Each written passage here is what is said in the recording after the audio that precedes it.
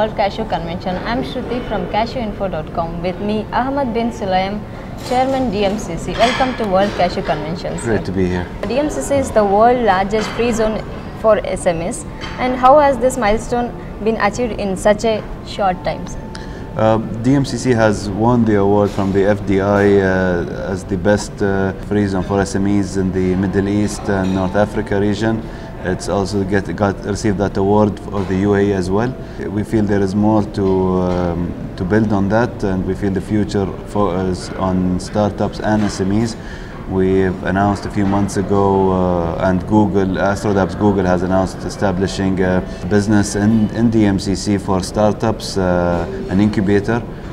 We're attracting a lot of similar projects, whether it's on the agro or the IT and other related businesses.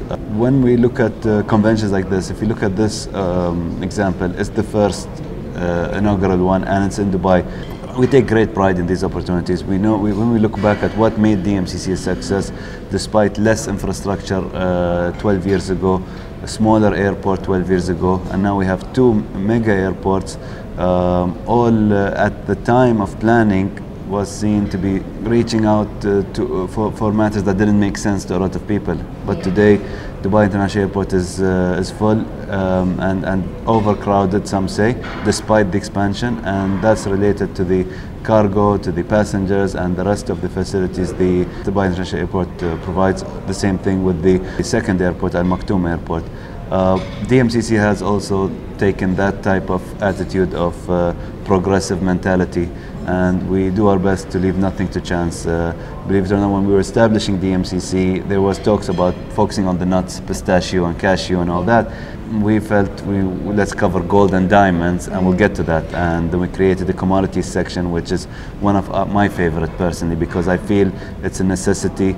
It's different from gold and diamonds, even though they're doing they're a big part of a lot of people's lives and all that. But in this, whether it's manufacturing, whether it's end users, but agro, I have a soft spot for agro, tea, and I like the success stories, especially the ones that we can see that there's progress in them. What is the plan for future leveraging on this success?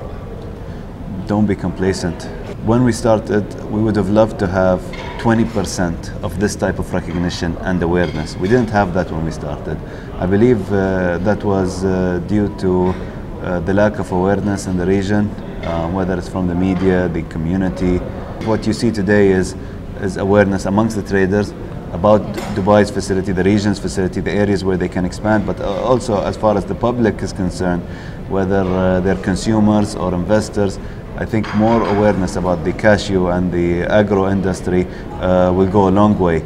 That's a key part, is information. Information is key to that, and the spread of information is nowhere near as it was over 12 years ago. Today, the trend is changing so fast. The tools are very user-friendly that every business is just setting themselves up fast and engaging. So I'm very optimistic, and looking at the new trends and people's change and the way they eat vegetables, agro, and cashews are becoming more and more of a person's daily diet, or every 2 days. You look at cold pressed juices, you have cashew nuts milk.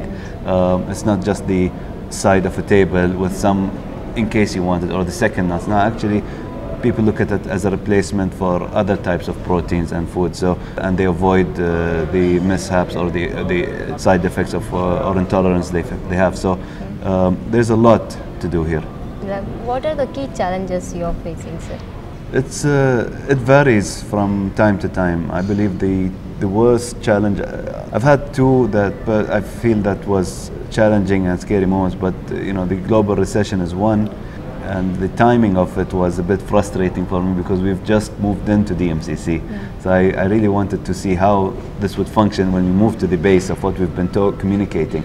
That was, but we withstood the recession. The commodities industry kept growing. The fact that we have the largest number of businesses and still registering companies at a rate of 160 to 200 companies a month is promising to us, and we feel that in the next month or so will be over 10,000 businesses in DMCC, and that itself I believe will attract a lot.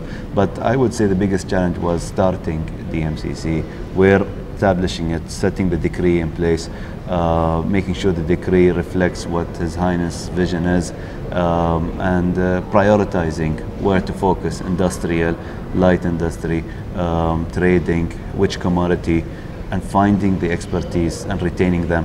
I believe we will address these more and more as DMCC grows, because it influences the industry, it influences the community here. We have universities in JLT, Russia, and in the future I think we'll have a Swiss-based university or Austrian, I can't recall, but more and more education and awareness and training is coming out of our community, not just DMCC. We interact with universities for people who want to take courses or work experience during the summertime, and some have joined DMCC and moved on as well. So we have people come and go, and I like that position that DMCC is in.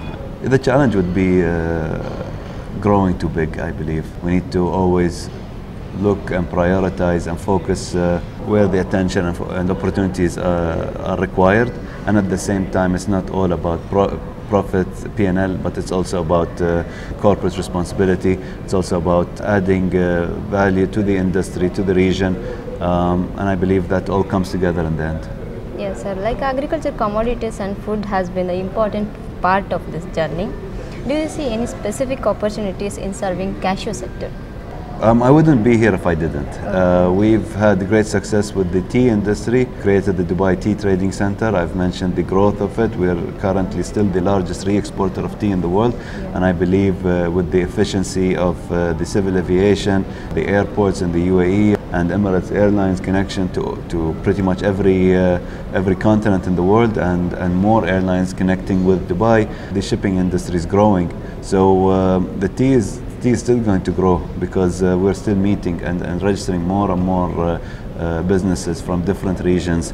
When it comes to cashew, this is the first event, and few are already members, some shipping and facility services are already in Dubai, but some of these players here have never been to Dubai. Yes. Never been. And Dubai and the UAE has a key focus on the emerging markets. Africa is a superpower as well, and will grow further. India is an important trading partner, and Dubai has always linked the two.